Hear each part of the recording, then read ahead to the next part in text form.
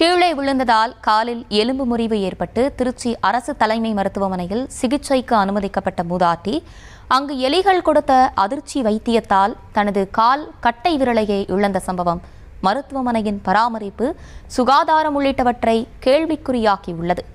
இதுகுறித்த வீடியோக்கள் விறுவிறுவென பரவி வரும் விவாத பொருளாக மாறியதை அடுத்து அறக்க பறக்க மருத்துவமனை வளாகம் சுத்தம் செய்யப்பட்டுள்ளது.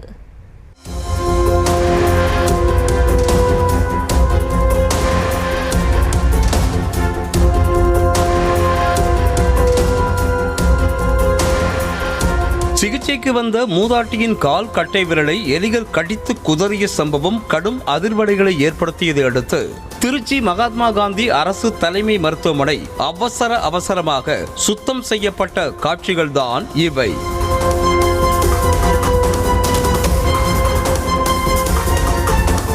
அதிநவீன உயர் சிகிச்சை வசதிகள், 1800 படுக்கை வசதிகள் கொண்ட திருச்சி மகாத்மா காந்தி அரசு தலைமை மருத்துவமனையில் நாள் ஒன்றிற்கு 1000 பேர் உள் நோயாளிகளாகவும் 1500க்கும் மேற்பட்டோர் புற நோயாளிகளாகவும் சிகிச்சை பெறுகின்றனர். இந்த நிலையில் பொன்மலைப்பட்டி பகுதியைச் சேர்ந்த 68 வயது மூதாட்டி தமிழ்கொடி கடந்த சில தினங்களுக்கு முன்பாக வீட்டில் தவறி விழுந்ததால் காலில் எலும்பு முறிவு ஏற்பட்டு அங்கு சிகிச்சைக்காக அனுமதிக்கப்பட்டிருக்கிறார். அறுவை சிகிச்சை செய்யப்பட்டு பொது வார்டில் தொடர்ந்து சிகிச்சையில் இருந்து வந்தார்.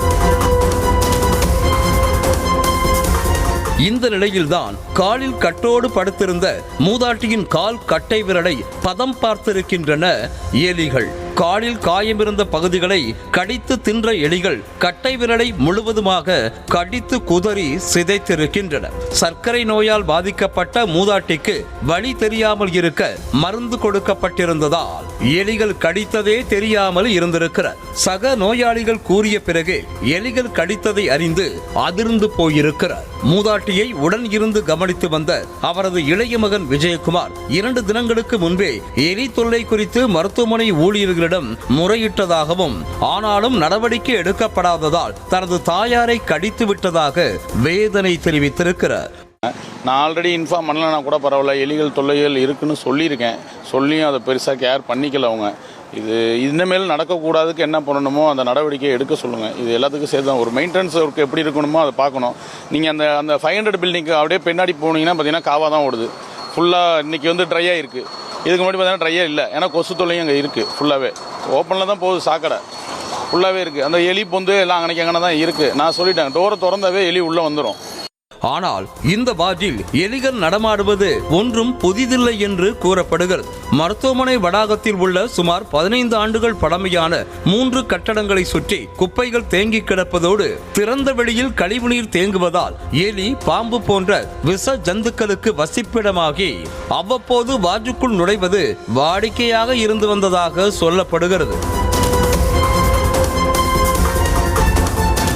இதற்கிடையே மூதாட்டி விவகாரம் விஸ்வரூபம் எடுத்ததால் உடனடியாக பொது வார்டில் இருந்து ஐசியூவுக்கு மாற்றப்பட்டு உயர் சிகிச்சை அளிக்கப்பட்டு வருகிறது. அது மட்டுமின்றி மருத்துவமனை ஊழியர்களுடன் மாநகராட்சி தூய்மை பணியாளர்களும் வரவழைக்கப்பட்டு தேங்கி கிடந்த குப்பைகளும் அடைத்து கிடந்த கழிவுநீர் குழாய்களும் ஒரே நாளில் சுத்தம் செய்யப்பட்டன. மேலும் 30க்கும் மேற்பட்ட எலி வலைகள் கண்டுபிடிக்கப்பட்டு மருந்து தெளிக்கப்பட்ட போதே எலிகள் குதித்து ஓடின. எப்போதுமே சுத்தமாக பராமரிக்கப்பட வேண்டிய மருத்துவமனை வளாகம் இது போன்ற விரும்பத்தகாத சம்பவங்கள் நிகழ்ந்ததால் சுத்தம் செய்யப்படுமா என நோயாளிகளும் அவர்களது உறவினர்களும் கேள்வி எழுப்பியுள்ளனர்.